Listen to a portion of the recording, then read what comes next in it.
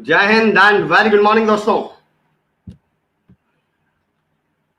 मैं अमर चौधरी, आपका होस्ट और आपका दोस्त, आप तमाम लोगों का बहुत बहुत स्वागत करता हूं, आप लोगों का इस्तकबाल करता हूं, वेलकम करता हूं आप तमाम लोगों का श्री खुशहाल दास विश्वविद्यालय की इस मुहिम शख्सियत में। योगा प्रैक्टिशनर शिवांश शर्मा जी हमारे साथ जुड़ चुके हैं। बहुत बहुत स्वागत है शिवांश भाई आपका। आई एम शानदार। शिवांश भाई आप कैसे हैं? How are you? Kuldeep Bishnoi sir बहुत बहुत स्वागत है सर। Very good morning, thank you so much for joining with us. Doctor Vikram Singh Aulakh sir very good morning. Shri Khushhal Das विश्वविद्यालय की एक महत्वपूर्ण कड़ी, बहुत ही महत्वपूर्ण पिलर हैं हमारे doctor Vikram Singh Aulakh sir. Pinky college ji Nagpur से हमारे साथ जुड़ चुके हैं। Vande Mataram. Ramesh Sharma ji good morning. D pharma SKD university Devendra Jalandhara साहब good morning everyone. SKD campus क्या बात है देवेंद्र सर, बहुत बहुत स्वागत है दोस्तों। यकीन जानिए सुबह के 10 बजने का इंतजार उस दिन और बढ़ जाता है जिस दिन वो शख्सियत आ रही हो जिससे आज मैं आपको रूबरू करवाने वाला हूं, जिनसे मैं आपको मिलवाने वाला हूं। यूं तो हम रोज 10 बजने का बेसब्री से इंतजार करते हैं, पर मुझे लग रहा है ये कल से जब ये पोस्टर रिलीज हुआ है जो मेरे सामने है इस समय, कल से जब ये नाम रिलीज हुआ है कि ये नाम, ये इनको मैं नाम कहूं, मैं इनको नामचीन कहूं, मैं इनको शख्स कहूं, मैं शख्सियत कहूं, लेकिन जब से ये पोस्टर रिलीज हुआ है हमारी बेसब्री और बढ़ चुकी है, इंतजार करना और मुश्किल हो गया है। राम कुमार रेवाड़ साहब नमस्कार, बहुत बहुत प्रणाम, स्वागत है सर। राम कुमार सर मैंने माइक की व्यवस्था ठीक करी, आप मुझे बताइएगा ठीक है क्या? आपके निर्देश के अनुसार मैंने माइक पे काम किया है। Sonu Dahiya ji very good morning. Sheeshpal Singh ji good morning. Kuldeep Bhati साहब हमारे छोटे भाई गुड मॉर्निंग। ब्रज मोहन जोशी जी हमसे जुड़ चुके हैं, very good morning. Kamal Ratan ji, Sonu Dahiya ji, दोस्तों मुझे बताइएगा क्या मेरा माइक ठीक हो चुका है? और इस माइक को तो ठीक होना ही था क्योंकि आज जिस शख्सियत से मैं आपको रूबरू करवा रहा हूं, माइक की तो ये औकात ही नहीं कि वो शख्सियत सामने हो, वो शख्सियत आए और माइक की आवाज गड़बड़ कर दे। प्रबुद्ध ख्यालिया प्रबुद्ध जी गुड मॉर्निंग, स्वागत है। नीलम बिश्नोई जी, अतुल वर्मा जी गुड मॉर्निंग। दोस्तों जिस शख्सियत से मैं आज आपको रूबरू करवा रहा हूं, यकीन जानिए ये वो शख्सियत है जिन पर यकीन करने पर ही हमें बहुत समय लग जाता है। क्या वास्तव में मैं उस शख्सियत से रूबरू होने वाला हूं जिनको मैं 10-15 साल से टीवी के स्क्रीन पर देख रहा हूं, बड़े पर्दे पर देख रहा हूं, जिनकी बातें सुनकर, जिनका लाफ्टर सुनकर, जिनके सटायर सुनकर हम मन में सोचते थे क्या कभी हम इन शख्स से मिल भी पाएंगे, क्या हमें एक ऑटोग्राफ लेने का भी मौका मिल पाएगा? और जब वो शख्सियत हमारे सामने हो तो सही बताऊं 2 बार तो चींटी काट के चेक करना पड़ता है कि हम सच में ही सोच रहे हैं या कोई सपना तो नहीं देख रहे हैं। तो आइए दोस्तों, तमाम लोगों के सपने को हकीकत में बदलने का समय आ गया है और आज मैं आपसे रूबरू करवा रहा हूं। बिल्कुल आज माइक की आवाज बिल्कुल सही है। थैंक यू राम कुमार रेवत साहब, बिश्नोई रोकी साहब, पंकज चिंपा जी, संजय पुनिया जी, पंकज चिंपा जी स्वागत है आपका। रिशपाल काली राणा जी राम राम साहब। मैं उस शख्सियत से आपको रूबरू करवा रहा हूं जिनको सिर्फ हम देखने का सपना देखा करते थे और आज वो हकीकत में रूबरू हो रही है। वो शख्सियत मेरी मुराद है श्री राजीव निगम सर से, लाफ्टर के अगर मैं कहूं दूसरा नाम। सर बहुत बहुत शुक्रिया, thank you so much sir, आपने हमारे लिए समय निकाला। नमस्कार नमस्कार। और जितने लोग भी इस वक्त अपने साथ जुड़ रहे हैं हमारे और आपके साथ लाइव, सभी का स्वागत है, सभी का वेलकम है और सभी को मेरी तरफ से प्यार भरा नमस्कार। सर कल 2-2:30 बजे लंच तो मैंने कर लिया था, उसके बाद जब डिनर का समय आया तो मेरी वाइफ ने मुझे मक्खन एक्स्ट्रा दिया और उसने मेरे लिए 2 सब्जियां बनाई, रोज तो 1 सब्जी बनाती थी। मैंने कहा तुम्हें क्या हो गया अचानक, आज इतनी सेवा भाव क्यों? बोले कल राजीव सर से मिलने वाले हो ना तुम, तो तुम्हारी अब इज्जत बढ़ती जा रही है, तुम भी थोड़े ठीक ठाक एंकर होते जा रहे हो। तो मेरा भी घर में बड़ा मान सम्मान बढ़ गया है सर कल से। तो बहुत बहुत शुक्रिया सर। नहीं, मुझे लगा कहीं आप दूसरे घर में तो नहीं चले गए कहीं। अब आपकी तरफ से कुछ तो ऐसा बड़ा आने वाला था सर। सर बहुत बहुत शुक्रिया। मैं स्वागत करता हूं सर श्री खुशहाल दास विश्वविद्यालय के मंच पर आदरणीय Babulal Juneja sir, Dinesh Juneja sir, Varun Yadav sir की तरफ से, तमाम मैनेजमेंट की तरफ से बहुत बहुत स्वागत सर। सर सिर्फ एक सवाल पूछूंगा फिर तो आपके हवाले रहेगी स्क्रीन।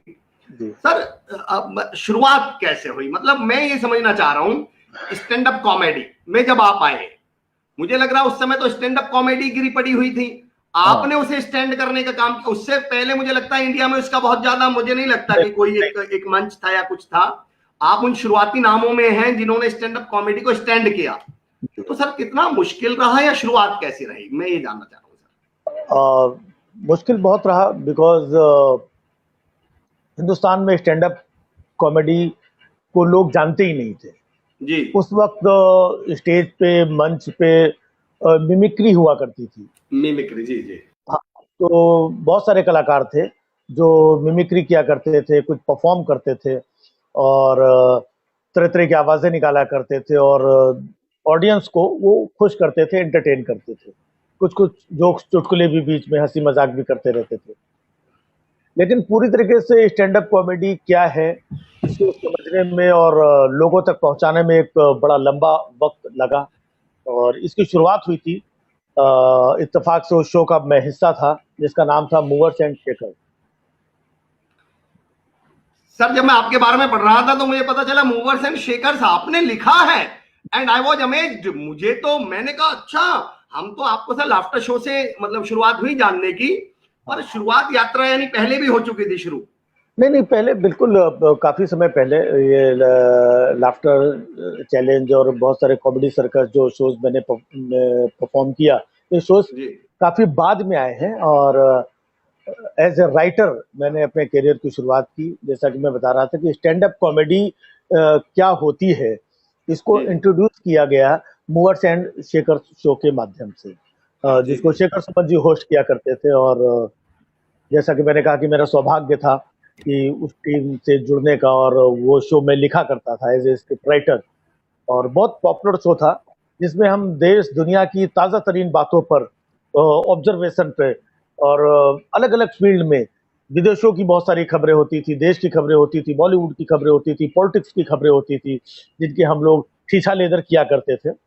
और जी हाँ, तो वो एक स्क्रिप्ट उसके अलग-अलग पंचेस उसके अलग-अलग ऑस्पेक्ट्स जो भी थे, है ना? जी जी वो सब कलेक्ट करना, ऑब्जर्वेशन करना, उनको एक स्क्रिप्ट के फॉर्मेट पे जहाँ पर जब ऑडियंस देखती है तो उनको ये लगता है यार ये तो बिल्कुल हमारे आस-पास की बात लग रही है, ये बिल्कुल सही बोल रहा है, कल ऐसे ही हुआ था, हाँ, आज जी ऐसे ही हुआ, ऐसे ही कहा था, हाँ, हाँ, ऐसे ही होता है, अरे हाँ, लाइफ में बिल्कुल ऐसा ही होता है। तो जब दर्शकों ऐसा है। को लोगों को ये लगने लगे कि ये बिल्कुल हमारे आसपास का, हमारी लाइफ का, दिनचर्या का रिफ्लेक्शन है, ये जो सामने जो आर्टिस्ट है। तो वहाँ से लोगों ने स्टैंड अप कॉमेडी को धीरे-धीरे जानना शुरू किया और जब क्या? लाफ्टर चैलेंज शो आया, तो उसका नाम था लाफ्टर चैलेंज। जी उसमें भी स्टैंड अप कॉमेडी कहीं पर नहीं था। जी उस शो में भी स्टैंड अप कॉमेडी वर्ड कहीं नहीं था। उसका नाम था लाफ्टर चैलेंज। आपका मतलब चैलेंज जी हाँ, कि लोगों को हँसाना है। उसमें भी तरह-तरह के लोग आए, कुछ पोएट थे, कुछ मिमिक्री आर्टिस्ट थे, कुछ अलग-अलग परफॉर्मर थे, जिनका काम था कि लोगों को आकर के हँसाना। जी लेकिन लाफ्टर चैलेंज के बाद फिर मैंने दूसरा शो किया कॉमेडी सर्कस कई सालों तक किया। उसमें अलग-अलग गेटअप में मैं परफ़ॉर्म किया करता था। देन उसके बाद फिर stand up stand up comedy फिर भी अभी तक पूरी तरीके से इंट्रोड्यूस नहीं हुई थी। लेकिन इन कॉमेडियंस को अलग-अलग पूरी दुनिया में मंच पे बुलाया जाने लगा। लोग जी क्योंकि हम लोगों को टीवी पे देखते थे तो लोगों को लगता था हमारे यहाँ ये कार्यक्रम है, इनको बुलाना चाहिए। तो धीरे-धीरे ऐसे करके आपके जो टीवी पे परफॉर्मेंस थे, एक्ट थे, वो तो आपने कर दिए, लोगों ने सुन लिए। अब इसके जी बाद क्या? बाद क्या? जी जी जी तो जब मामला इसके बाद का आया, तो उसमें से कुछ लोगों ने अपने आप को नेक्स्ट लेवल पे ले जाने की कोशिश की। जी तरह-तरह के कंटेंट को निकाल करके, ऑब्जर्वेशन को निकाल करके लोगों के सामने रखना शुरू किया। और उसी समय ये डिजिटल जो दुनिया है आज जिसके जी माध्यम से हम जुड़े हुए, वो भी शुरू हुई। यूट्यूब शुरू हुआ जिसमें बहुत सारे जो लड़के थे यूथ यंग जो कॉलेज से निकल करके और इंजीनियरिंग करके, तो उन्होंने बहुत सारे वीडियोज़ बाहर के देखे थे कि स्टैंड अप कॉमेडी ये होती है। तो जी उन्होंने अपना ऑब्जर्वेशन अपने कॉलेज का, अपने कैंपस का, अपने कलीग्स का, तो वहाँ से चीज़ें निकाली और लोगों को हँसाना शुरू किया।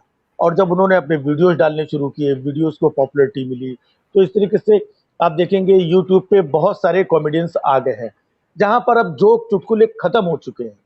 जी क्योंकि जोक चुटकुले तो आपको इंटरनेट पे, फेसबुक पे, व्हाट्सएप पे इतने फॉरवर्ड होते हैं, इतने जी चारों तरफ से घूम करके आते हैं तो वो तो सारे जोक चुटकुले सुन लिए गए हैं। अब क्या? जी, अब क्या क्या जब बात है? जब मामला आता है अब क्या, क्या फिर से स्टैंड अप कॉमेडी शुरू होती है।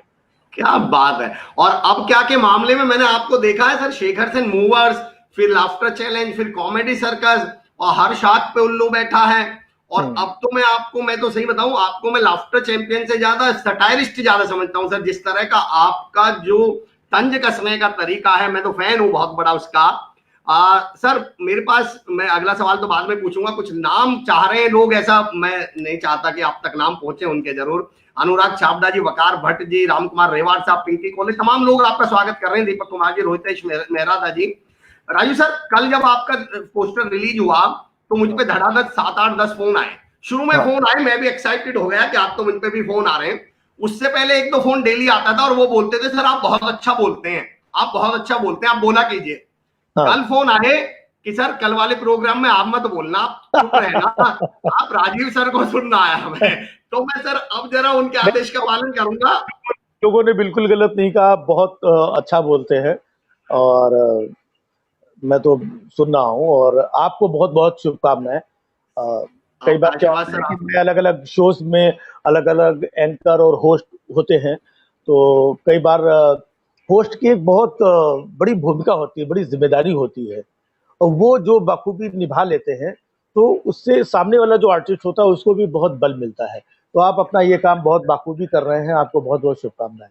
आपका आशीर्वाद मिले सर। सर अब कुछ मतलब लोग आपको सुनना चाह रहे हैं, आपका सटायर हो, आपका एक्ट हो, जो आप चाहें सर, मतलब अगले 10-15 मिनट। देखिए, उसके बारे में भी मैं ये कहना चाहूंगा कि लाफ्टर में, कॉमेडी में बहुत सारी विधाएं होती हैं, बहुत सारे, कुछ लोग जोक्स सुनाते हैं, कुछ लोग मिमिक्री करते हैं, और कुछ लोग ऑब्जर्वेशन सुनाते हैं।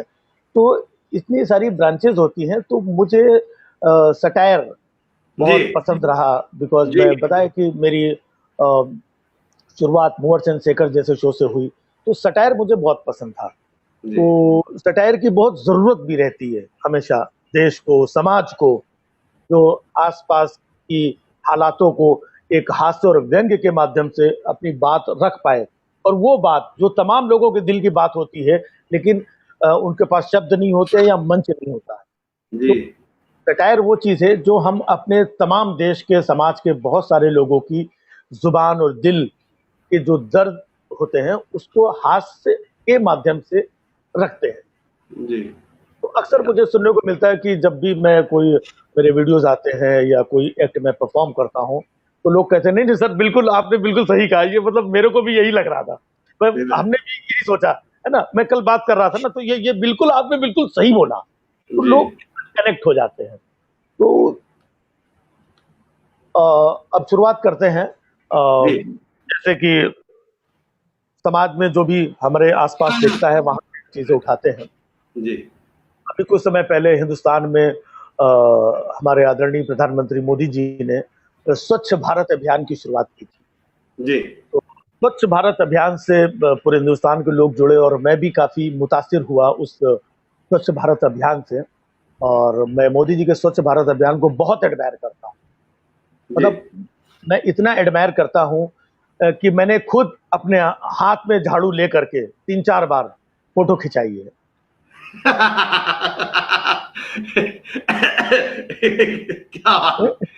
क्या बात है, ये है सटायर।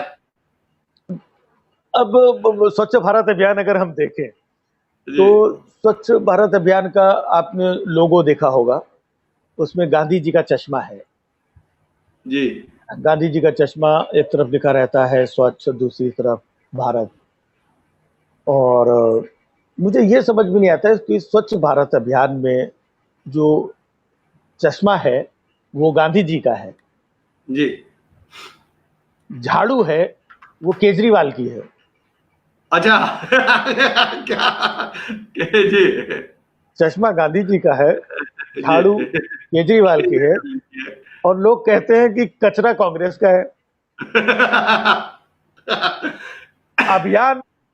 अभियान मोदी जी चला रहे हैं। मोदी जी चला रहे हैं, बताइए। तो मैंने कहा कि बताइए, चश्मा गांधी जी का, जी, केजरीवाल की, जी, कांग्रेस का, अभियान मोदी जी चला रहे हैं। तो मैंने मोदी जी से पूछ लिया इसमें आपका क्या है, जी। आपका क्या है इसमें? तो उन्होंने बोला, भाइयों बहनों, झाड़ू का पीछे जो डंडा दे रखा है ना,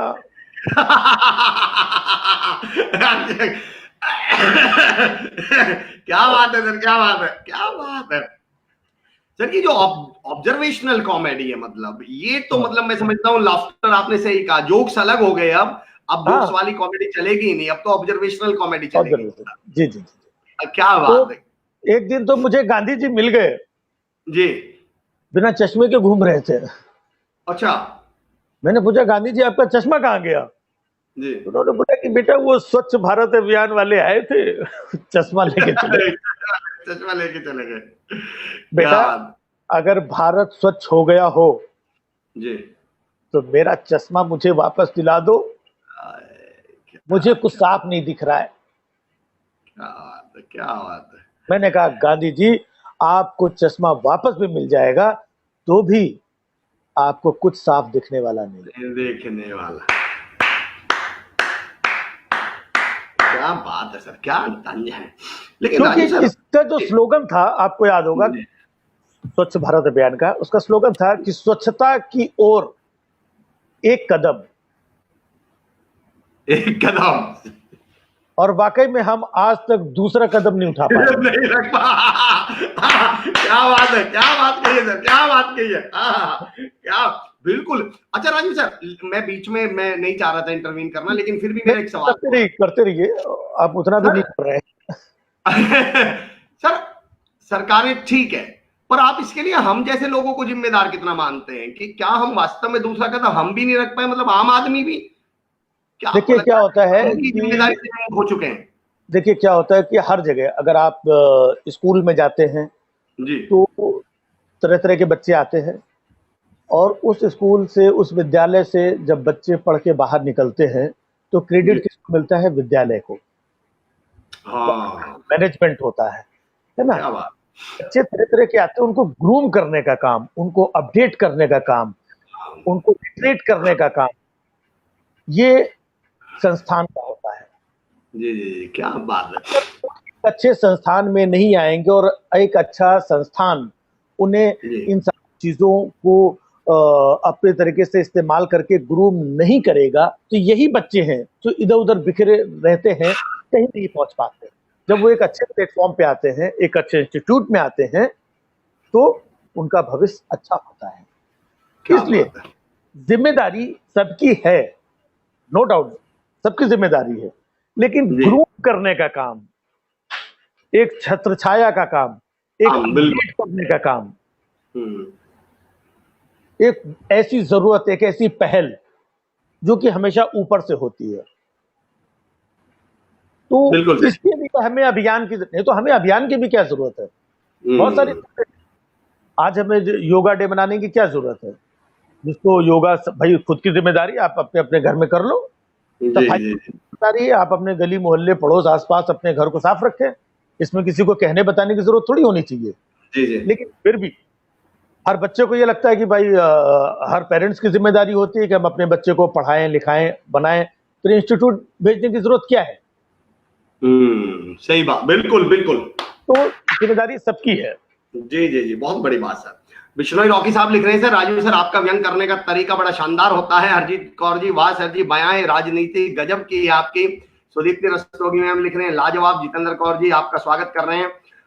सर मैंने तो आप इजाजत दें तो मैंने तो ये भी सुना है कि कुछ चांसेस आपके भी प्रधानमंत्री बनने के हैं, क्योंकि चाय समोसे से आपका भी कनेक्शन चाय समोसे रहा है।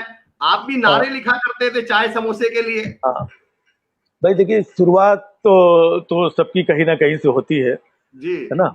कुछ लोग ऐसे होते हैं जो प्रधानमंत्री बनने के बाद बताते हैं कि मैं ये किया करता था। अच्छी जी। बात है कि लोगों को पहले से मालूम है। पहले से बता है। सही है।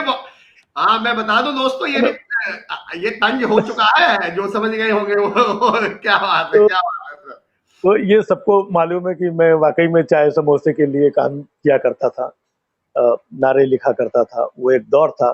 जी और जिस वक्त जब बच्चा चलना सीखता है तो उसको एक प्लेटफॉर्म की जरूरत होती है। तो जी उस सर। वक़्त जब मैं नया-नया कानपुर में अपना काम करना शुरू किया और मुझे बड़ा एक्साइटमेंट था, तो माइक मिलना बहुत मुश्किल काम होता था कहीं पर, जी। कि माइक कहाँ पर मिले माइक और कहाँ एक पर ऐसा मिले? माइक मिले जहाँ पर अपने को बोलने को भी मिले। बोलने को मिले, क्या हाँ, बात। तो वो समय होता था चुनाव का हम्म। और आपको भी याद होगा वो दौर था जब रिक्शे में, ऑटो में लाउड स्पीकर और भोंपू लगा करके एक बंदा माइक से चिल्लाता था कि अपने कर्मठ जुझारू पर अपने कर्मठ जुझारू अपने भाई शिक्षित फलाने को शिक्षित एवं भारी योग्य। मतों दे करके मुहर लगा करके विजयी बनाइए अपने। तो वो बोलने का काम, तो अपने को तो बोलने से मतलब है, माइक से मतलब है। आप रिक्शे में बैठे, जमीन में बैठे, छज्जे पे बैठे, छत के ऊपर बैठे, मंच पे आए, तो वो एक शुरुआत थी जहाँ पर मैं माइक लेकर के गलियों में घूमते-घूमते ये सब किया करता था मैं। कोई शुरुआती एक्ट ध्यान है जो आपने लाफ्टर चैलेंज में जहां से आपको ख्याति मिलनी शुरू हुई? 2-3 आपके एक्ट कुछ ऐसे हो अच्छा, जाएं सर। मेरे साथ सबसे बड़ी तकलीफ ये है, स्पेशली बहुत सारे कलाकार हैं लेकिन मेरे साथ ये तकलीफ है जी। कि मुझे जो मैं एक बार कर देता हूँ पीछे, जी। तो वो पीछे करके मैं अक्सर भूल जाता हूँ मैं। तो अरे वाह, क्या क्योंकि अगले दिन फिर मैं नया एक्ट करता हूँ, तो मैं नहीं। नए एक्ट की तैयारी में लगता हूँ कि जी नया जी। एक्ट हम कैसे परफॉर्म करें और कैसे लोगों तक। नया एक्ट परफॉर्म किया, लोगों ने एन्जॉय किया, उसको भूल गया, फिर मैं अगले एक्ट की तरफ चला जाता हूँ। फिर भी कुछ चीज़ें हैं जो अ, जी सर। याद रहती हैं। जी। और क्योंकि लाफ्टर चैलेंज शो था, लाफ्टर चैलेंज शो में हमें प्योर हास्य की हँसाना होता था लोगों को और जी। पूरे देश के लोग थे। जी। तो एक वो टाइम पे भी ऑब्जर्वेशन का एक एक्ट था जो मैंने किया और बहुत पसंद आया और कमाल की बात ये है कि वो पूरे हिंदुस्तान से जुड़ा हुआ था। जी। हर एक शख्स उससे अपने आप को रिलेट कर सकता है उस एक्ट से। वो था रेलवे का एक्ट। जी। जी। जी। रेलवे एक ऐसी चीज़ है जिससे कोई भी हिंदुस्तान में शायद ही अछूता रहा हो। जी। जी। सबने, बहुत सारे लोग तो रेगुलर जर्नी करते हैं, कुछ लोगों ने कभी-कभी की है, कुछ लोगों ने 2-4 बार की है, लेकिन रेलवे में, ट्रेन में सफ़र सबने किया है। जी। अच्छा, कुछ लोग ऐसे होते हैं जो लोग रेगुलर सफ़र करते हैं, उनका काम ऐसा होता है, मार्केटिंग का काम होता है कि आज वो ट्रेन में बैठे दिल्ली जा रहे हैं, कल जयपुर चले गए, फिर जोधपुर चले गए, अहमदाबाद चले गए, कलकत्ता चले गए, गुवाहाटी चले गए, इतना उनका फ्रीक्वेंटली लगातार उनको जर्नी करनी पड़ती है। तो इन जी। लोगों को देखिए, लगातार जो ट्रेन में 15-20 दिन, 25 दिन यात्रा करते हैं, तो यात्रा करते-करते उनकी एक-एक आदत जो होती है, वो ट्रेन के जैसे हो जाती है। जी। जब वो 20-25 दिन बाद लौट के घर पे आते हैं, घर के सोफे में बैठेंगे ना, तो भी हिलते रहते हैं। उनको समझ में नहीं आता है कि ट्रेन में बैठे हैं, घर के सोफे में बैठे हुए हैं। सही बात है तो सर। ऐसी एक मेरी नेबर हैं, पड़ोसन, जी। अच्छा है। एक दिन सुबह-सुबह मिल गई, जी। बड़ी टेंशन में लग रही थी। हम्म। तो मैंने पूछा, "भाभी जी क्या हुआ?" कहने लगी, "बस पूछिए मत, बहुत ज़्यादा परेशान हूँ मैं।" जी। मैंने कहा, "हुआ क्या?" बोले, "आपको तो मालूम है मेरे जो हस्बैंड हैं, वो महीने में 25 दिन ट्रेन के सफ़र में रहते हैं।" तो हमने कहा, "अच्छा है ना 25 दिन आप सुकून से घर में रहती हो?" जी। बोले, "नहीं 25 दिन तो सुकून से रहती हूँ, 5 दिन में बहुत ज़्यादा परेशान कर देते हैं ये।" अच्छा। हमने कहा, "ऐसा क्या हो गया?" बोले, "इनकी एक-एक आदत ट्रेन जैसी हो गई है। हम्म। 25 दिन बाद जब ये घर पे आते हैं तो मैं दरवाजे पे खड़े होकर इनका इंतज़ार करती हूँ कि आ रहे होंगे। आते ही मेरे ऊपर भड़क जाते हैं, हट! धक्का दे के अंदर घुस जाते हैं।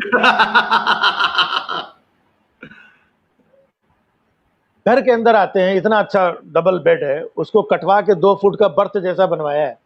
बात ही है। उसके ऊपर सोते हैं ये और कितनी अच्छी इनको तकिया दे दो, तकिया उठा के फेंक देते हैं, सिर के नीचे जब जूता लगाते हैं तब नींद आती नहीं है। नींद आया, क्या बात है। तो मैंने कहा, "नहीं आप भाभी जी प्लीज़ समझाइए इनको।" बोले, जी। "भैया क्या समझाएँ इनकी मतलब कोई एक आदत हो तो हम समझाएँ, इनकी एक-एक आदत ट्रेन जैसी हो गई है। जी। रात में नींद नहीं आती नहीं, बच्चे लोगों को जगाते हैं, तरह-तरह की आवाज़ें लगवाते हैं बच्चे लोगों से, चाई चाई या मूँगफली या चाय किंग टॉम यात्री का पर ध्यान दे, प्लेटफॉर्म नंबर 2 पे आने वाली गाड़ी किंग टॉम चाय, पूरा माहौल बनता है, फिर सोता ही आदमी। मैंने कहा फिर भी प्लीज आप समझाइए। बोले भाई साहब एक आदत हो तो मैं समझाऊं, इनकी एक एक आदत ट्रेंड जैसी हो गई है। सुबह चाय पीने के लिए देती हूँ, चाय पीते हैं और कप को खिड़की से उठा के बाहर फेंक देते हैं। क्या बात है। एक महीने में 25 कप तोड़ चुके हैं। जी। जब भी मैं खाना खाने के लिए बोलती हूँ खाना खा लो, तो कहते हैं जयपुर आएगा तब खाऊंगा। जयपुर आ गया। जयपुर क्या बात है। अभी बोलो इनको घर के अंदर में जयपुर कहाँ से लाके दूं इनको। क्या बात है। बोले एक एक आदत ट्रेन जैसी हो गई इनकी। अपना साबुन तेल मंजन ब्रश सब एक पॉलीथीन में डाल के बेड के नीचे जंजीर से थाला बांध के रखते हैं। रखते हैं। बोले क्या प्लीज बात है। समझाइए इनको। बोले समझाओ क्या, इनके चक्कर में मेरे बच्चे लोग बिगड़ रहे हैं। मैं बोला हुआ क्या? बोले वही ट्रेन वाली हैबिट, ये बाथरूम में जाते हैं पता नहीं क्या शेरो शायरी लिख के चले आते हैं। अच्छा। क्या बात है, क्या बात है सर। और जब ज्यादा समझाती हूँ तो तुरंत अपनी अटैची उठाते हैं, बोलते हैं बहन जी मेरा स्टेशन आ गया। बहन जी मेरा अरे वाह क्या बात है, बहन जी मेरा स्टेशन आ गया। क्या बात, क्या बात। और कई बार तो ऐसा भी होता होगा सर कि बाथरूम के बाहर लेटे हो नीचे और पूछो क्यों लेटे हो, या बोले आज वेटिंग में हूँ। हाँ आज वेटिंग टिकट है। इनका मतलब कुछ भी एक एक कई बार तो दरवाजे में लटके रहते हैं। बोले क्यों? बोले सीट कंफर्म नहीं हुई। सीट कंफर्म नहीं हो रही है। क्या बात है। आशिक जी देख रहे हैं, बचपन में एक दोस्त ने पूछा था कि मुझसे कि राजीव जी की आंखें बड़ी कैसे, मैंने कहा उनका ऑपरेशन हुआ था घर वालों ने। अरे वाह क्या बात आशिक जी। कुमार कोविद जी राजीव निगम के अंदाज में एसकेडी यूनिवर्सिटी में सेशन 20। अरे हमारे रजिस्ट्रार हमारे एडमिशन सेल के हेड हैं। अच्छा इस तरह की डिमांड जब राजीव सर आती है तो आप कैसे मैनेज करते हैं? मैनेज क्या, अब मुझे क्या मैनेज करना होता है, मुझे तो बोलना होता है भाई एडमिशन ओपन है, सामने दिख रहा है 2020 है और 2021 के लिए अब सबसे यही है कि जल्दी से जल्दी ये कोरोना और सारी जो परेशानियां हैं व्याधियां हैं हिंदुस्तान से ये निकल जाएं और सारे जितने छात्र हैं ये स्वस्थ होकर के एसकेडी यूनिवर्सिटी में जल्दी से पहुंचे, एडमिशन लें और उनका भविष्य और उज्जवल हो। और यही लोग आगे जा करके हिंदुस्तान का निर्माण करेंगे। तो एक ऐसे संस्थान में जहां पर लगभग जितने भी लोग आते हैं, जितने भी बच्चे आते हैं, तो उनका भविष्य उज्जवल हुआ है, आगे बढ़े हैं, तरक्की हुई है, देश और समाज का परिवार का नाम रोशन किया है यहाँ के बहुत सारे छात्रों ने। तो एक ऐसी यूनिवर्सिटी, एक ऐसा संस्थान जहाँ पे एडमिशन लेने के लिए लोग सोचते हैं, तो आप लोगों के पास भी मौका है और आप लोग नहीं डेफिनेटली सर, एसकेडी की सोच को Babulal sir, Dinesh sir, Varun sir की सोच को तो मैं भी सैल्यूट करता हूं। और एसकेडी ने जो प्रोविजनल जो उन्होंने अभी एडमिशन शुरू किए हैं, ये भी बहुत दूरगामी विजनरी सोच है। सैल्यूट कि आपने जो एक नेगेटिविटी है कहीं ना कहीं मन में बच्चे के डर है कि मेरा क्या होगा, तो आपने एक ऑप्शन दिया है कि आप प्रोविजनल एडमिशन लीजिए, कुछ होगा तो we will take care of that. क्या बात है। कमल गाबा जी गुड मॉर्निंग, शीतल वर्मा जी, तमाम लोग, अशोक चारण जी, हरप्रीत कौर जी, तमाम लोग आपसे जुड़ रहे हैं, लखविंदर सारा लक्की जी, तमाम लोग आपसे जुड़ रहे हैं। सर राजीव सर, क्या आपको सच में लगता है कि हर शाख पे उल्लू बैठा है? बिल्कुल पूरी तरीके से जी। कोई भी शाख आपको ऐसी नहीं मिलेगी जिसमें उल्लू ना बैठा हो। बस उल्लुओं के फॉर्मेट अलग अलग है। अच्छा फॉर्मेट अलग अलग है। क्या उल्लुओं के फॉर्मेट अलग अलग है? फॉर्मेट अलग अलग जी ठीक है। आजकल तो एडवांस जमाना हो गया है, तो उल्लुओं ने भी अपने अलग अलग गेटअप रख लिए हैं जी अलग अलग आवरण में घूम रहे हैं उल्लू, जी अलग अलग भेष में हैं। लेकिन ये तय है कि हर शाख पे उल्लू बैठा है। कहीं पर भी देखेंगे, मैं अपने जो शोज करता हूं और अपने जो वीडियोस बनाता हूं, तो वो एक मेरा एक प्लेटफॉर्म है अलग, जहां पर मैं खुले तौर पे उन बातों को रखता हूं, कहता हूं, बकायदा नाम के साथ। और ये हमारा लोकतंत्र है, हमारा अधिकार है हास्य व्यंग करना और समाज से सवालात करना सत्ता से सवालात करना, पूछना, ये हम सबका, हमारा नहीं, हम सबका हक है। तो समय के साथ साथ हम लोगों ने क्या किया कि लोकतंत्र में क्या होता है कि हम अपना प्रतिनिधि चुनते हैं, तो जो चुनता है, हम लोग चुनते हैं तो हम लोग बड़े हैं, और धीरे से हम लोग इतने लापरवाह हो जाते हैं कि हम लोग अपने को गरीब और लाचार समझने लगते हैं और उनको बड़ा बना देते हैं। क्या बात है, क्या बात यही है, गलती है हम लोगों की। क्या बात है। वो हमारे सेवक हैं, वो हमारे नौकर हैं, हमें कैसे काम कराना है अपने नौकर से ये हमें पता होना चाहिए। हमें अपने नौकर का क्या टाइम टेबल रखना है ये हमें पता होना चाहिए। हमारे नौकर ने क्या काम किया ये हमें पता होना चाहिए। हमारे नौकर ने क्या काम नहीं किया ये हमें पता होना चाहिए। हमें उससे कैसे काम करवाना है। लेकिन यहाँ तो सब कुछ उल्टा है। नौकर हमें बताता है कि साहब आप तो सुबह 8 बजे सो के उठते हो, मैं 10 बजे सो के उठूंगा, मुझे डिस्टर्ब मत करना। जब सोचिए आपका घर का नौकर अगर ये कहने लगे कि साहब आप तो 8 बजे सो के उठते हो लेकिन मैं 10 बजे सो के उठता हूं, मुझे प्लीज डिस्टर्ब मत करना, आपको कैसा फील होगा? बिल्कुल बिल्कुल बिल्कुल सर। अगर घर के नौकर ने साफ सफाई नहीं की है, झाड़ू नहीं लगाई है, ये घर का जो काम है वो नहीं किया है, और आपको डर लग रहा है कि मैं इससे पूछूं कैसे कि तुमने साफ सफाई क्यों नहीं की, मुझे उससे डर लगे नौकर से, तो गलती किसकी है? हमारी गलती है। गलती, बिल्कुल बिल्कुल सर। बात सिर्फ एक जगह की नहीं है, एक सरकार की नहीं है, एक समय की नहीं है, एक 5 साल की नहीं है, 50 सालों की, 70 सालों की और आने वाले समय की बातें हैं ये। बिल्कुल सही सर, बिल्कुल सही। राजू सर, आप आपका शो आपके हवाले, मैं तो बल्कि ज्यादा हो गया तो नहीं, भाई इंटरेक्शन जरूरी है, थोड़ा बातें होती रहती है तो बहुत सारा मैं बीच बीच में इंटरेक्ट कर लूंगा सर। बाकी आपका सटायर, आपका सब कुछ हो जाए, आप 10-15 मिनट जो भी आपका। अब मैं सटायर व्यंग, चूंकि यहाँ पर अच्छे सुनने वाले लोग हैं, कदरदान है, इतना लोग दिल से सुन रहे हैं, तो सटायर का एक मंच होता है, सुनने वाले लोग होते हैं, अच्छे श्रोता, समझने वाले लोग होते हैं, तो सटायर सुनाने का, करने का एक अच्छा लगता है। तो यहाँ पर आज ऐसे लोग जुड़े हुए हैं। मैं समय समय पे लिखता रहा हूँ मैं। अब मैं आपको, मैंने 10 साल पहले एक गिनती लिखी थी जिसको राजनीतिक गिनती के रूप में मैंने पेश किया था 10 साल पहले जी। 1 से लेके 10 तक राजनीतिक गिनती 10 साल पहले। क्या बात। 1 नंबर की पार्टी, 2 नंबर के लोग। 1 नंबर की पार्टी, 2 नंबर के लोग, तिरंगे के नीचे बैठकर।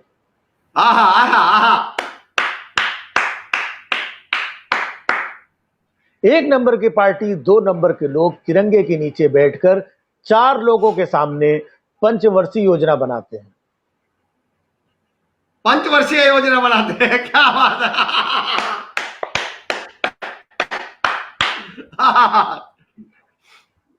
1 नंबर की पार्टी, 2 नंबर के लोग तिरंगे के नीचे बैठकर 4 लोगों के सामने पंचवर्षीय योजना बनाते हैं और 6 हिस्सों को 7 लोगों में बांटने का प्रयास करते हैं। 6 हिस्सों को 7 लोगों में बांटने का प्रयास किया। क्या क्या व्यंग है, क्या सटायर है सर, क्या सटायर है।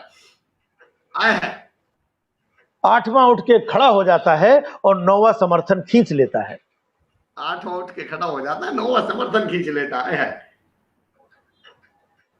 तो हास्य व्यंग के कई अलग अलग रूप होते हैं, ऑब्जर्वेशन होता है। अगर आप ध्यान से देखें तो हम हिंदुस्तानी कहां से चले थे और कहां पहुंच गए हम लोग। जी। हम लोगों की शुरुआत हुई थी ट्राई कलर से। जी।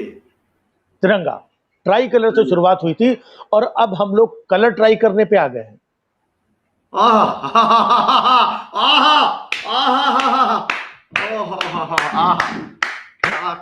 सैल्यूट। हमारी शुरुआत ट्राई कलर से हुई थी और अब हम कलर ट्राई करने पे आ गए हैं। कोई हरा कलर ट्राई कर रहा है। क्या कोई भगवा कलर ट्राई कर रहा है, क्या बात है।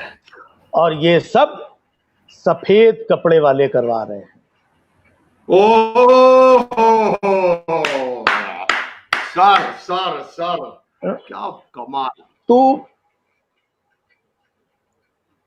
ये सब बातें मैं करता हूँ, ये ऑब्जर्व आपको भी लग रहा होगा, जितने भी लोग सुन रहे हैं, देख रहे हैं, तो सबको ये लगता है कि कहीं ना कहीं हमारे बीच की एक जुड़ी हुई बात है, जहाँ पर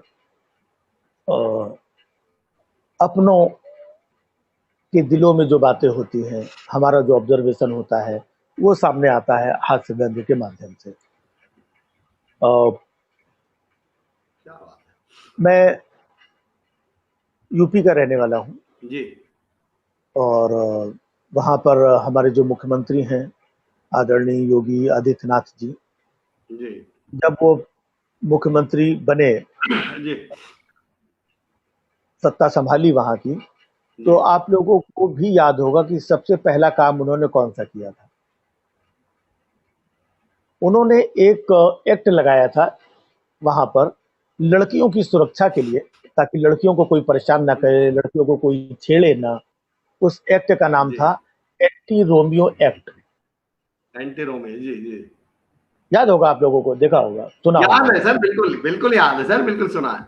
और वो एक्ट लगने के बाद वहां पर क्या हालत हुई। जी लगाया तो लड़कियों की सुरक्षा के लिए था, ताकि लड़कियों को कोई परेशानी ना हो, कोई छेड़े ना, लड़कियों को कोई दिक्कत ना हो। जी लेकिन जब 1 महीने बाद मैं वहां पर गया, तो मैंने देखा इस एक्ट से सबसे ज्यादा लड़कियां ही परेशान थी। अच्छा, वो कैसे सर? मैंने कितनी लड़कियों को देखा, महीनों हो गए थे, बेचारियों ने पिज्जा नहीं खाया था।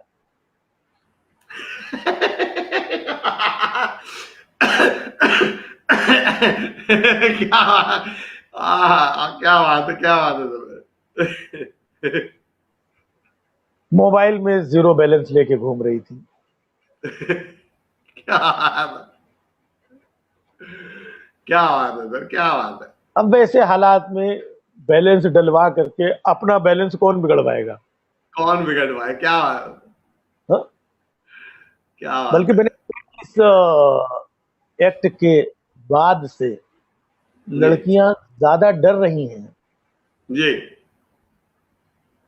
क्योंकि शाम को वो कोचिंग क्लासेस जाती हैं, तो क्लासेस उनकी छूटती हैं 7-8 बजे, तो अंधेरा हो गया होता जी है। अंधेरे में लड़की डरते डरते अकेले चली जा रही है, जी अकेले, अंधेरा। अकेले, अंधेरा। सोचो कितना डर लगता होगा। लेकिन जब ये एक्ट नहीं लगा था, तब जी शाम को जब 8 बजे लड़की कोचिंग से छूटती थी, तो 2 लड़के इधर, 2 लड़के इधर, 4 बाइक वाले पीछे,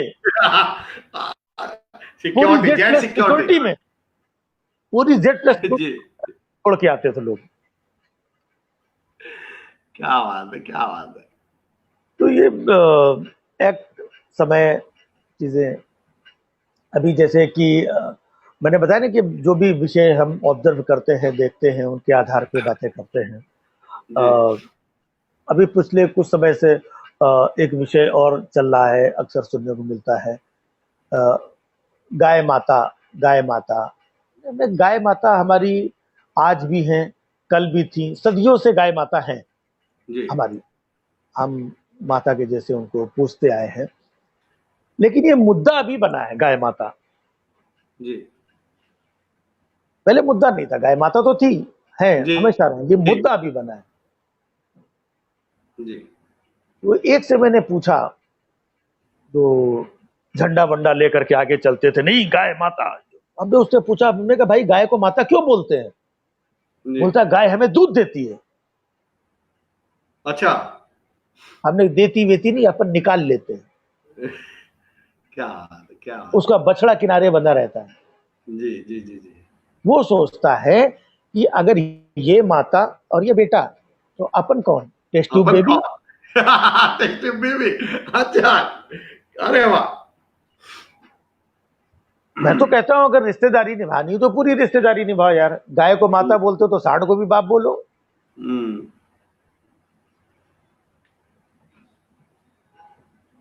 लेकिन सांड के नाम पे तो ताने बने हुए, क्या सांड जैसा मुंह उठा के चला आता है, जी क्या सांड जैसा फैला रहता है। जी अच्छा, हम हिंदुस्तानी लोग हैं, जानवरों से अपनी रिश्तेदारी निकाल लेते हैं। जी जानवरों के साथ भी हमारे कितने अच्छे रिश्ते हैं, मधुर रिश्ते हैं, संबंध हैं। जैसे गाय को हम लोग माता बोलते हैं, ऐसे बिल्ली को हम लोग मौसी बोलते हैं। मौसी बोलते हैं। जी अब बताइए, गाय माता, बिल्ली मौसी, ये दोनों कहाँ से बहने लगती हैं? अच्छा अच्छा अच्छा। क्या बात है, क्या बात है। एक बहन इतनी बड़ी, दूसरी बहन इतनी बड़ी। जी गाय माता बिल्ली मौसी में दोनों कहाँ से बहने लगते हैं? अच्छा, गाय माता बिल्ली मौसी और चंदा मामा। चंदा मामा। अच्छा चंदा चंदा मामा मामा, चंदा मामा। क्या बात है। मतलब दो बहनें इधर है, भाई उधर है। जी जी जी जी। क्या बात है। रक्षाबंधन के दिन ये दोनों उधर जाती है, वो इधर आता है। क्या बात है सर, क्या अच्छा, बात है। आपको पता है ना कि गाय माता बिल्ली जी मौसी चंदा जी। मामा, और मौका पड़ने पे हम गधे को बाप बना लेते हैं। ओह हाय हाय हाय हाय हाय। क्या बात है, क्या बात है सर, क्या बात है। तो हम जानवरों से भी रिश्तेदारी निकाल लेते रिश्तेदारी निकाल। राजू सर, यकीन जानिए, जो आपका तंज और व्यंग है, मैं हमेशा मानता हूं कि कुछ चीजें ऐसी होती हैं जो आपको कुर्सी से उठाती नहीं है, कुर्सी में धंसा देती हैं। तो आपका जो व्यंग और बातें हैं वो कुर्सी में धंसा देने वाले हैं, सोचने पे मजबूर कर देने वाले हैं। रामकुमार रेवाड़ सर लिख रहे हैं, सर एसकेडी यूनिवर्सिटी के आभारी हैं कि जो इतनी महान शख्सियत के दर्शन आज हमें करवाए हैं। हम बहुत बहुत शुक्रिया अदा करते हैं, बहुत बहुत धन्यवाद रामकुमार रेवाड़ सर, बहुत बहुत स्वागत। और तमाम लोग, आशिक जी, तमाम लोग, हरजीत कौर जी कह रहे हैं अमर जी भी व्यंग सीख गए आपके साथ बैठकर। अरे वाह, थैंक यू मैम। अब हैं। अरे वाह। आप व्यंग के स्कूल के साथ, व्यंग की यूनिवर्सिटी के साथ बैठे हैं तो व्यंग तो थोड़ा बहुत तो बिल्कुल सीखेंगे। राकेश कुमार तिवारी जी, देखिए सर, मेरा भी प्रमोशन हो रहा है राजीव सर। नहीं नहीं, बिल्कुल बिल्कुल होना। राकेश कुमार तिवारी सर ने लिखा है, राजीव सर आपसे विशेष निवेदन है कि हमारे गुरुजी श्री अमर सर में भी जबरदस्त ह्यूमर है, कभी अवसर दें। मैंने कहा ये मैसेज तो पढ़ ही दूं, कहीं काम ही आ जाए मेरे। क्या बात है। नहीं नहीं, ये तो बिल्कुल पढ़ देना चाहिए। नरेश मिश्रा हैं? जी, अखबार दिनांक जी। अवसर देने की जरूरत नहीं पड़ती है, अभी तो आपदा में फंस जाएं। फंस जाए, ये आपसे ही सीखा, आपने कहा ना माइक चाहिए हमें तो। नहीं नहीं, अभी आपने बोला ना कि अवसर दें, मैंने जी। कहा अब किसी को अवसर देने की जरूरत नहीं होती है। अच्छा अब अच्छा। ओ, क्या बात है, क्या बात है सर, क्या बात है। अब तो आप, ये तो आपने ताजा ताजा मारा है, मतलब क्या। आपने तो 5 की गिनती में ही छक्का मार दिया। हरजीत कौर जी लिख रही है कि आपने जो deep and direct, Kumar Kovid sir लिख रहे हैं, हमारे एसकेडी के करियर काउंसलिंग हेड है सर। और हमारे vice chairperson Varun Yadav sir आपका स्वागत कर रहे हैं। Rajiv sir, thank Dinesh you sir thank आपका यू स्वागत थैंक यू कर यादव रहे हैं। जी। चेयरपर्सन साहब दिनेश सर स्वागत कर रहे हैं। हर्ष भारती नागपाल जी, स्वाति जोशी जी, ब्रजलाल शर्मा जी, तमाम लोग गाय माता की व्यंग की याद ताजा कराते हैं। हरजीत कौर जी, क्या बात है। Nice, you have made jolly moments. क्या बात, it's our pleasure to have such eminent personalities in our university. Varun sir लिख रहे हैं, क्या बात है। राजीव जी। सर, आपके व्यंग चलते रहे तो और लोग कनेक्टेड रहे, लोगों को और आनंद आए, वो और गहराई तक पहुंचे। अब बातें तो बहुत सारी हैं करने की। अभी आपने देखा होगा कि पिछले दिनों, जी बल्कि अभी भी, हमारे देश के कई हिस्से जी सर। टिड्डियों से परेशान हैं। टिड्डियों से, जी जी जी देखा होगा, जी जी, टिड्डियों से। ये टिड्डी दल पता नहीं कहाँ से आते हैं और खेतों को, गरीबों को, मजदूरों को तबाह करके आगे बढ़ जाते हैं, जी और कोई इनका कुछ नहीं कर पाता है, जी क्योंकि ये टिड्डी दल पूर्ण बहुमत में है।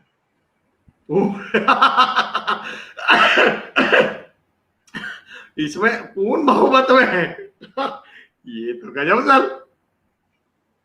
इसलिए ये बेशक गरीबों को परेशान करें, उनकी फसल बर्बाद करें, मजदूरों को, किसानों को, लेकिन चूंकि ये पूर्ण बहुमत में है इसलिए इनको, ये तो ऊंचे लेवल का था सर। हाँ? नहीं, ये अच्छा, आप लोग अच्छा सुन रहे हैं और इतना रिस्पांस दे रहे हैं, तो अपनी भी जिम्मेदारी बन जाती है। और ये जो टिड्डी दल है, जी इनकी संख्या कितनी है अनुमान लगाना भी हमारे बस की बात नहीं है। जी ये आते हैं और कई टिड्डी इधर उधर मर भी जाती हैं, अच्छा मारी जाती हैं, जी लेकिन टिड्डी दल के नेता को इन टिड्डियों के मरने से कोई खास फर्क नहीं पड़ता है।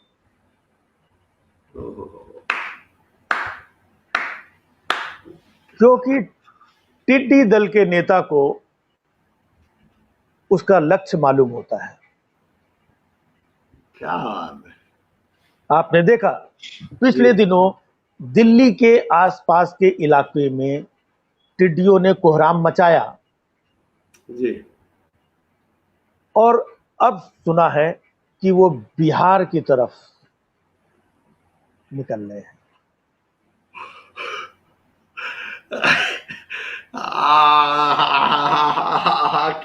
और उसके बाद जी टिड्डी दल को पूरी तरीके से पता होता है कि उन्हें आगे कहां जाना है। बिहार के बाद टिड्डियों का दल पश्चिम बंगाल की तरफ जाएगा।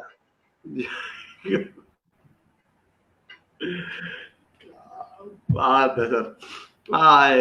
पॉलिटिकल सटायर मैंने मतलब मैं यकीन जानिए सर, बहुत शौक है मुझे भी, और मैंने फिलहाल के वक्त में इससे बेहतर कुछ नहीं सुना। If I talk about the political satire, क्या बात है सर, क्या प्रयास रहता है, और उस प्रयास बिश्नोई रॉकी साहब कह रहे हैं यही तरीका सर का कायल बना देता है। हर्ष भारती नागपाल जी कह रहे हैं सर कोरोना का समय चल रहा है, ऐसे में इस पर कुछ रोना हो जाए। कोरोना का रोना तो देखिए इतना चल रहा है कि पूरा देश है ना रो रहे हैं। पहले वो भी रोते थे, लेकिन अब उन्होंने रोना बंद कर दिया है। अच्छा, पहले वो भी रोते थे, लेकिन अब उन्होंने रोना बंद कर दिया है। अब उन्होंने ये जिम्मेदारी राज्य सरकारों को दे दी। ये बढ़िया है, ये बढ़िया कि जाओ कोरोना, रो अपना अपना रोना, अपना अपना रोना खुद रोइए। क्या बात है, अब तुम सुरेंद्र साई जी, अब तुम अपने अपने घर जाओ जी। जो राज्य होते हैं ना, अपने अपने घर ही है। अब तुम अपने अपने घर जाओ, और हम बिजी हो जाएंगे, क्योंकि होने वाले हैं 1-2 जगह और चुनाव।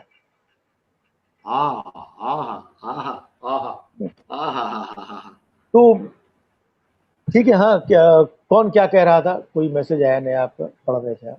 कोरोना पे था। मैं सुरेंद्र साई साहब कह रहे थे कि मैं मतलब हम बड़े सौभाग्यशाली हैं। मैसेज तो उनका ऊपर चल गया है, मैंने कहा रिपीट कर दूं। सुरेंद्र साई साहब हनुमानगढ़ से एक साइंस संस्था से जुड़े हैं सर, यूपीएससी के एग्जाम्स की तैयारी कराते हैं फ्री में, तो बहुत बड़ा काम कर रहे हैं सर। तो मैंने कहा ऐसी शख्स का नाम आप तक जरूर पहुंचे। नहीं, बिल्कुल, Meghwal ji, SKD university Hanumangarh, PhD scholar जी।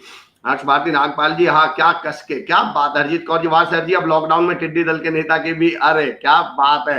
हरजीत कौर जी, आप लोग व्यंग जबरदस्त समझते हैं, ये तो मैं भी मतलब आई बस से कि क्या बात है। आशिक जी, सचिन कुमार कक्कर साहब, हरजीत कौर जी, कमल गाबा, शीतल वर्मा जी, तमाम लोग, अशोक चारण जी आपसे जुड़े हुए हैं सर। तो सर एक राजीव सर, एक मिनट का एक सवाल, और फिर उसके बाद आप जो भी बोलेंगे। मैं कहीं ये पढ़ रहा था कि शगुफ्ता लोग टूटे हुए रहते हैं अंदर से, वो जो हंसते बहुत हैं, जो जिन्हें लतीफे याद रहते हैं वो रोते बहुत हैं, ऐसा एक शेर है। तो क्या इसमें कुछ सच्चाई होती है या क्या है इसका एक्चुअल मतलब? देखिए, क्या अगर इसकी हम सच्चाई आपको बता दें तो ये शेर बिखर जाएगा। अच्छा जी।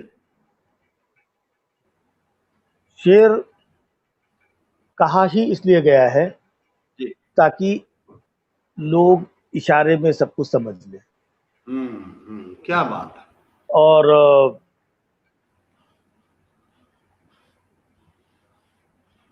200% जी, ये बात कम से कम मैं कह सकता हूं ये पूरी तरीके से सत्य है। आ, अब उन चीज़ों को यहाँ पर रखना थोड़ा जी सा मुश्किल है। जी जी लेकिन यही है कि ये जितने इतने सारे लोग जुड़े हैं, इनका प्यार, इनकी जी जी दुआएं, और और देश दुनिया के जितने भी अपने चाहने वाले हैं, इनसे हिम्मत और हौसला मिलता है, जिससे वैसे वाले वक्त में भी जी जी पीठ पीछे बहुत सारी तकलीफें होने के बावजूद जी सामने खड़े होकर के इतना लोगों को हंसा पाते हैं, एंटरटेन कर पाते हैं। जी ये जी। आप लोगों का प्यार है, आप लोगों का दिया हुआ हौसला है। आप मैंने डायरेक्ट भी इसलिए नहीं पूछा था सर। मैंने 15 साल में जितना आपने हंसाया है, जितना मैं आपको सुन के हंसा भी हूँ और सीखा भी बहुत है, जितना उससे ज्यादा पिछले 15 घंटे में मैं आपको पढ़ के मोटिवेट हुआ हूँ। मैंने आपके बारे में जब कल देखिए, आपको अक्सर हम यूट्यूब पे सुनते थे कॉमेडी सर्कस, लाफ्टर चैलेंज में, लेकिन जब कल पढ़ा तो मैं लाफ्टर से ज्यादा मेरे अंदर आपको हिम्मत, हौसले और जुनून को देखकर जो मोटिवेशन आ रहा था मेरे अंदर, और जो मेरी नजरों में इज्जत, तो खैर अलग चीज हो गई, वो तो पहले से ही है सर, पर जो मतलब मुझे ऐसा लग रहा था कि इसे बोलते हैं शख्सियत, ये है शख्सियत। और मैं सैल्यूट करता हूं सर आपको, इसलिए मैंने ये सवाल भी पूछा। सर अब जी 10-15 मिनट आप जो और कुछ अब ये देखिए, जहां से बात हुई थी कोरोना की जी और वाकई में हम पिछले 3 महीने से पूरा हिंदुस्तान, हम सब कोरोना के जी प्रभाव से, कोरोना की खबरों से, आसपास के लोगों से, लॉकडाउन से, बहुत सारी चीजों से कहीं ना कहीं प्रभावित हैं। जी और जब कोरोना आया तो हिंदुस्तान के लिए कोरोना कोरोना बहुत सारे नए नए शब्द ही सुनने को मिले, लोगों को जी पता ही नहीं था। जब पहली बार लॉकडाउन 12 बजे हो जाएगा, गा लोगों को पता ही नहीं लॉकडाउन होता क्या है। पहली बार सोशल डिस्टेंसिंग, इससे पहले कभी किसी ने सुना जी था? नहीं। जी। लॉकडाउन, सोशल डिस्टेंसिंग, और कौन कौन से वर्ड हैं जो अभी इस बीच में आए हैं? क्वारंटीन, क्वारंटीन हुआ, क्वारंटीन, बताइए, आइसोलेशन। आइसोलेशन। हाँ, तो ये इतने सारे शब्द जो पहली बार सुनाई पड़े, तो एक्चुअली लोगों को पता ही नहीं था कि कोरोना है क्या। तो मैं अपने शब्दों के माध्यम से यहाँ पे रखना चाह रहा हूँ कि कोरोना है क्या। जी जिन्हें नहीं मालूम है कि कोरोना क्या, उनको बताना चाहता हूँ कोरोना क्या है। कोरोना एक हवा है, कोरोना एक बयार है। कोरोना एक हवा है, कोरोना एक हवा है, कोरोना एक बयार है। कोरोना नाविक की टूटी हुई पतवार है। क्या बात है, क्या बात है। कोरोना एक हवा है, कोरोना एक बयार है। कोरोना नाविक की टूटी हुई पतवार है। कोरोना जाहिल है, कोरोना गवार है। क्या बात है। कोरोना जाहिल है, कोरोना गवार है। कोरोना के लिए ना कोई अमीर, ना कोई गरीब, ना कोई शहरी, ना कोई ग्रामीण, ना कोई छोटा, ना कोई बड़ा। कोरोना के सिर पे तो सिर्फ मौत का भूत सवार है। है। कोरोना के लिए ना कोई इतवार, ना कोई सोमवार, ना कोई मंगलवार है। और कोरोना के हाथ में ना कोई तीर, ना खंजर, ना तलवार है। सबसे खतरनाक इसका वार है। क्या बात है सर, क्या बात है। क्या बात है सर, क्या बात है। ना तो दिखाई पड़ता है, ना समझ में आता है कैसा होता है, क्या होता है। लेकिन फिर भी आज हमारा पूरा देश इस कोरोना नामक राक्षस से परेशान है। देश का पूरा विश्व परेशान है। तो अब लॉकडाउन में मैक्सिमम टाइम घर पे रहता हूँ। अब अपनी तरफ से हमारी जो जिम्मेदारी है, हम क्या कर सकते हैं? तो हम बैठ करके सुबह शाम हम पूजन और ध्यान करते हैं और ईश्वर से प्रार्थना करते हैं कि इस महामारी से हमारे हिंदुस्तान को बचाए और जल्दी से निकल करके हम फिर अपने खुशहाल भारत की तरफ, जहां पर सब लोग हंसते थे, मुस्कुराते थे। आज हम लोग फेसबुक के माध्यम से बैठे हुए हैं, ये कोरोना की वजह से। अदरवाइज जी। फ्लाइट से मैं आपकी यूनिवर्सिटी में आकर के बैठा होता। क्या बात है, बिल्कुल ये बात है। और हमें लाइव सुनने का मौका मिलता आपको, लाइव सुनने का मौका और मिलता लाइव मतलब तो जिंदगी शुरू हो जाती दोबारा। कि वो समय भी बहुत जल्द आएगा। जी जी ये हम सब विनती कर रहे हैं। कोरोना के मामले में हमें सोशल डिस्टेंसिंग, ये वो, मास्क पहनना, बहुत कुछ बताया गया, सिखाया गया और हम लोग कर रहे हैं। लेकिन अगर आप जी ध्यान से देखें, आपने फिल्म शोले देखी होगी, जी सबने देखी होगी फिल्म शोले। जी सर। कोरोना अभी आया है, लेकिन ये जितनी भी चीजों का पालन शोले फिल्म में भी हो रहा था, अगर आप ध्यान से देखेंगे। अच्छा जी, हाँ, वो कैसे सर? आपने गब्बर सिंह को देखा, जी कहाँ पहाड़ों पे अकेले आइसोलेशन में रहता था। आइसोलेशन में बिल्कुल बिल्कुल बिल्कुल है सर। सोशल डिस्टेंसिंग का पूरा पालन किया जाता था। कालिया ये पहाड़ी में तो सांबा वो पहाड़ी में, वो आईडी में बिल्कुल सही है, बिल्कुल है सर, बिल्कुल है। इतनी दूर दूर बैठते थे। जी जी जी। एक घोड़े पे एक ही डाकू बैठता था। हाँ ये भी सही है, सोशल डिस्टेंसिंग, क्या बात है। मास्क तो था नहीं वो टाइम पे, जी लेकिन डाकू जब भी गांव में जाते थे अपने मुंह को लपेट, क्या मुंह पे दुपट्टा, क्या बात है, बिल्कुल सही है सर, बिल्कुल सही है। अपने मुंह पे कपड़ा लपेट के ही जाया करते थे। क्या बात है। और सैनिटाइजर का भी उपयोग होता था। और ये सबसे कैसे ज्यादा सर? सबसे ज्यादा उपयोग करता कौन था, जी आप बता सकते हैं? नहीं, मैं तो यही जानना चाह रहा था कि सैनिटाइजर का यूज। सैनिटाइजर का सबसे ज्यादा उपयोग जो ठाकुर साहब थे ना, उनका जो नौकर था रामलाल, अच्छा, क्या बात है, क्या बात है, क्या बात है। दिन क्या में वो 4 शीशी सैनिटाइजर खुद के लिए इस्तेमाल करता था करना था? और 4 शीशी ठाकुर साहब के नाम का, नाम सॉरी का नाम का नहीं, ठाकुर साहब के काम का। नाम का। क्या बात है। देखिए हर्ष भारती नागपाल मैम ने क्वेश्चन पूछा था और बिना जाने आप उसी का जवाब दे रहे थे। वो पूछ रही थी कि सर हमारी भारत की परंपरा में सोशल डिस्टेंसिंग की पालना के रूप पर कुछ सटायर हो जाए। तो हाँ, देखिए इत्तेफाक देखिए मैम वो बता रहे थे सर, सोशल डिस्टेंसिंग का ही बता रहे थे। तो कुमार कोविद सर तो लिख रहे हैं लॉकडाउन तो एमबीए स्टूडेंट्स के लिए सिलेबस हो गया है। हाँ, जी सर, जी सर। सोशल डिस्टेंसिंग ये शब्द बेशक हमें अभी सुनने को मिल रहा है, लेकिन जब मैं जहाँ पे रहता हूँ मुंबई में सोशल डिस्टेंसिंग बहुत पहले से है, अच्छा जी, बहुत पहले से है। आपने भी वो सुना कैसे? होगा कि यहाँ पर एक बिल्डिंग में लोग रहते हैं, अगल बगल रहते हैं, किसी को पता नहीं होता है बगल में कौन रहता है। बगल में कौन रहता है? जी, सोशल डिस्टेंस। सोशल डिस्टेंसिंग, क्या बात है। लिफ्ट में जाते हैं, एक कोई जी 13 माले में है, एक कोई 7 माले का, लेकिन दोनों न्यू खड़े रहेंगे, क्या बात है। Social distance. Social distancing. Local train में जहां पर पैर रखने की जगह नहीं होती, लोग मुंह से मुंह चिपका करके खड़े रहते हैं जी और विरार से चर्चगेट तक चले जाएंगे मुंह से मुंह जी, चिपका कर, लेकिन मजाले कोई किसी को हेलो बोल दे। हेलो बोल दे, क्या बात है। सोशल डिस्टेंसिंग है। और यहाँ पर 4-6 लोग जो एक साथ स्ट्रगल करने आते हैं, स्ट्रगल के दरमियान को जो दोस्त होते हैं, स्ट्रगल करने के बाद उसमें से कोई एक दोस्त जैसे ही कोई स्टार बन जाता है या बड़ा स्टार बन जाता है, तो वो बाकी 4 दोस्तों से सोशल डिस्टेंसिंग मेंटेन करते हैं। आए हाय, क्या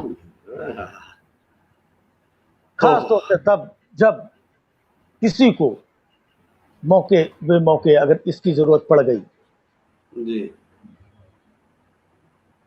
तो सोशल डिस्टेंस मेंटेन करने के लिए अपने मोबाइल को भी स्विच ऑफ कर लेता स्विच ऑफ कर लेते हैं, क्या बात है। इतने नियम से सोशल डिस्टेंसिंग, क्या बात है सर, है। क्या इतने बात नियम से सोशल डिस्टेंसिंग का पालन होता है। है। जी जी तो जी। सोशल डिस्टेंसिंग कुछ नया नहीं है। लेकिन ऐसी सोसाइटी कितने डिस्टेंस तक जा पाएगी सर? हाँ, यहाँ तो ऐसी चल रहे हैं लोग। अच्छा, मैंने बताया कि सोशल डिस्टेंसिंग यहाँ के लिए कोई नई बात नहीं है। नई बात नहीं है। हाँ, और अब तो लोगों ने मास्क लगाना शुरू कर दिया है, हाँ, बिल्कुल ही पहचान में नहीं आता है। पहचान मेरी, क्या बात है, क्या बात है, सही बात है सर। कल तो नीचे गार्डन में हम लोग टहल रहे थे, जी। तो मेरी पड़ोस की एक भाभी जी मास्क लगाए, मैंने उनको नमस्ते किया, भाभी जी, उन्होंने जी। मास्क उठाया, बोले भाभी नहीं घरवाली हूँ। अच्छा। तो बात कर रही थी। अच्छा, वैसे राजीव सर, आपके पड़ोस में कोई आदमी भी रहते हैं या नहीं? आपको जब भी मिलती हैं पड़ोसन ही मिलती हैं, पहले भी पड़ोसन ही ये मिली थी। ये सौभाग्य है मेरा। आपने सोसाइटी बड़ी ढूंढ के चुनी है, मतलब ये तारीफ करनी पड़ेगी आपकी, आपकी दूरदृष्टि की तारीफ करनी पड़ेगी सर। लेकिन आ, मेरी तरफ से कोई सोशल डिस्टेंसिंग नहीं रहती है। अच्छा। सबके साथ दादा, प्यार मोहब्बत चीजें, ये क्या जो बात। करीब लाने वाली चीजें हैं, एक्चुअली इसका नाम ही गलत है, जिसने भी रखा होगा, जहां से भी ये नाम चला, सोशल डिस्टेंसिंग। जी। एक ये है physical distancing, physical distancing, yes yes yes yes. जहां पे हमें बताया जाता है कि दो लोगों के बीच में 6 फीट की दूरी या एक डिस्टेंस बना के खड़े हो। जी जी सोशल डिस्टेंसिंग तो बहुत अलग है, सोशल जी। डिस्टेंसिंग की जरूरत नहीं होती है। हम्म। हमें वो तो तो सोशली तो हमें और करीब आने की जरूरत है। करीब आने की जरूरत है। क्या बात कही आपने सर, क्या बात कही आपने, बहुत बड़ी बात है। सैल्यूट है सर आपके। नरेंद्र कुमार सोलंकी जी ग्रेट। हर्ष भारती नागपाल जी तो कह रही है मेरे मुंह की बात छीन ली अमर सर आपने। हरजीत कौर जी, सोशल डिस्टेंस की ये परिभाषा काबिल तारीफ है। हर्ष भारती नागपाल जी लिख रहे हैं ये आखिरी वाला तो कमाल कह गए सर, क्या बात है, कमाल। तमाम लोग अमनदीप जी और कृष्णलाल पांड्या जी का एक सवाल है सर, और मैं चाह रहा हूं कि अगर आप कोई भी एक अपनी जिंदगी का कोई भी एक ऐसी चीज, वो कह रहे हैं सर राजीव सर आपकी लाइफ का कोई ऐसा किस्सा ताकि हम मोटिवेट हो सके या हमें एक मैसेज मिले, आपकी लाइफ का कोई ऐसा किस्सा सर, जो भी आप स्ट्रगल के दौरान का है, जो भी आप ऐसा, ताकि एक नई नई सोच इनको भी मिल जाए, सुनने वालों को, हम तमाम लोगों को, कि जिंदगी में जब चुनौतियां देखिए आती कि है तो मैं उनका काम ऐसा पूछा गया है इसलिए मैं बता रहा हूँ, मैं उस दिशा में नहीं जाना चाहता था। जी जी सर। देखिए यहाँ सबसे खास बात तो ये है कि जिंदगी हर कदम हर शख्स के लिए एक संघर्ष है। जी। उस संघर्ष को सहर्ष स्वीकार करना हम्म। ये बहुत जरूरी है। क्या समय बात है, समय है, वक्त है, मुसीबतें हैं, परेशानी है, ये आती जाती रहती हैं। और लाइफ में बहुत सारे थपेड़े, ना कि सिर्फ मेरे साथ, बल्कि हर जी शख्स जिंदगी के किसी न किसी दौर में ऐसे हालातों से गुजरता है जी। जहां पर उसे अपने आप को मजबूत रखना होता है। तब आपको पता चलता है कि आप अपने नहीं हैं, आप क्या लोगों बात। के, आप लोगों समाज के। के, आप दुनियादारी, बहुत सारे लोग हैं उनके हैं आप। क्या और बात। ज्यादातर हर शख्स अपना नहीं होता है, जी। लेकिन लोगों को पता नहीं होता है। जिस दिन क्या पता बात। होता है उस दिन लाख परेशानियों के बावजूद वो आदमी उठ करके खड़ा रहता है। क्योंकि जब ये शो की बात हम लोग कर रहे थे, हर्षाग पे उल्लू बैठा है, उन दिनों की बात है। हम, जी मेरे 2 बेटे हैं, एक छोटा बेटा जो 6 साढ़े 6 साल का था, और मैं डे नाइट शूटिंग करता था। डे मोस्टली मतलब 12-14 घंटे हमारे शूटिंग में लग जाते थे। जी। और उसके बाद घर आता था, सोता था, फिर सुबह शूटिंग पे चला जाता था, डेली शो था। उसी दरमियान मेरे छोटे बेटे की तबीयत बहुत ज़्यादा खराब हो गई। जी और क्योंकि डेली शो था, शूटिंग तो मुझे करनी थी, जी। तो तबीयत भी इतनी ज़्यादा खराब हुई कि जब मैं उनको हॉस्पिटल लेके गया तो डॉक्टर ने सीधा उनको वेंटिलेटर पे रख दिया। ओ। और उनको वहां रखने के बाद मैं शूट पे गया। मैं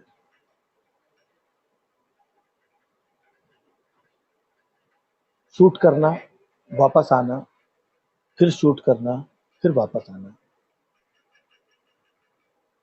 ये सिलसिला कोई एक दिन का नहीं, महीनों चलता रहा सिलसिला ये। तो ऐसे हालात में तालमेल बिठा पाना बहुत मुश्किल होता है। बिठाया, किया, क्योंकि जब आप कैमरे के सामने होते हैं, आप गेटअप लेते हैं, आप कैरेक्टर में आते हैं, मेकअप करते हैं, तो फिर आप नहीं रह जाते।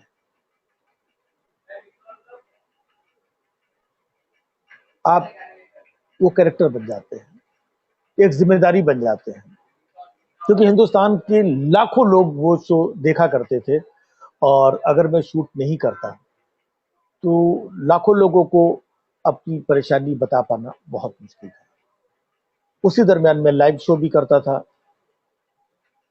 तो एक पैर हॉस्पिटल, दूसरा शूटिंग, तीसरा लाइव शो। और लाइव शो में जाकर के हँसाना, जहाँ पर बहुत सारी पब्लिक सामने खड़ी होती है, रूबरू होना, करना। तो ये हौसला, ये हिम्मत अपने आप को भी कहाँ से मिलती थी मुझे भी नहीं पता। क्योंकि जब मैं मंच पे होता था, माइक पे होता था और परफॉर्म करने के बाद मंच के पीछे जब आता था, तो ये पता लगा पाना कि ये मैं ही हूँ।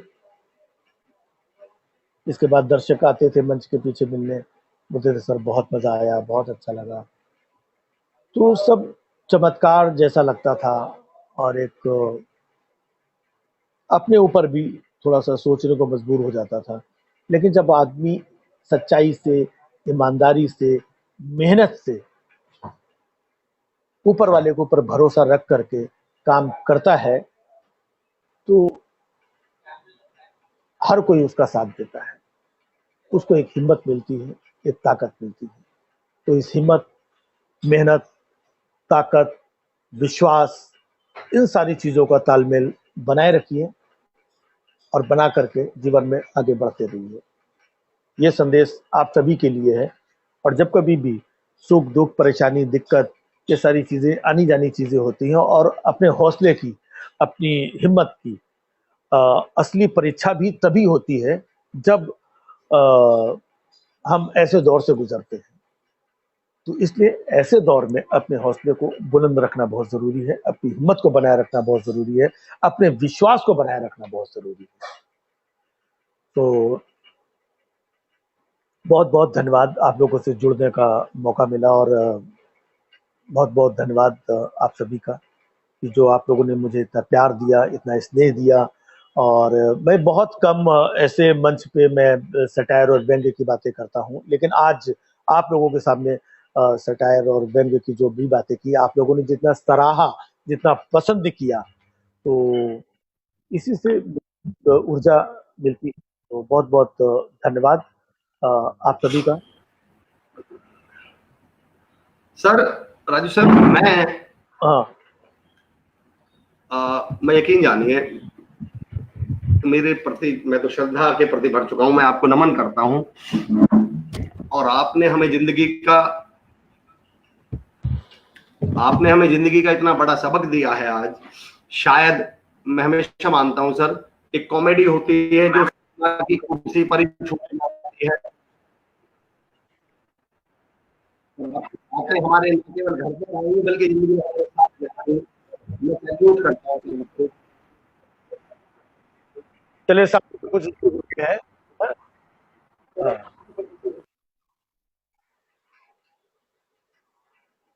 तो चलिए बहुत-बहुत शुभकामनाएँ और इतना अच्छा प्रयास और इतने अलग-अलग शख्सियत से आप लोगों को रूबरू कराते हैं और अ, लोगों के अंदर ऊर्जा का संचार करते हैं। तो इसके लिए आप सभी का धन्यवाद। कृपया इसी तरीके से आप लोगों का हौसला अफ़ज़ाई करते रहें। बहुत-बहुत धन्यवाद, बहुत-बहुत शुक्रिया। फिर कहीं किसी मोड़ पर जल्द मुलाकात होगी। नमस्कार।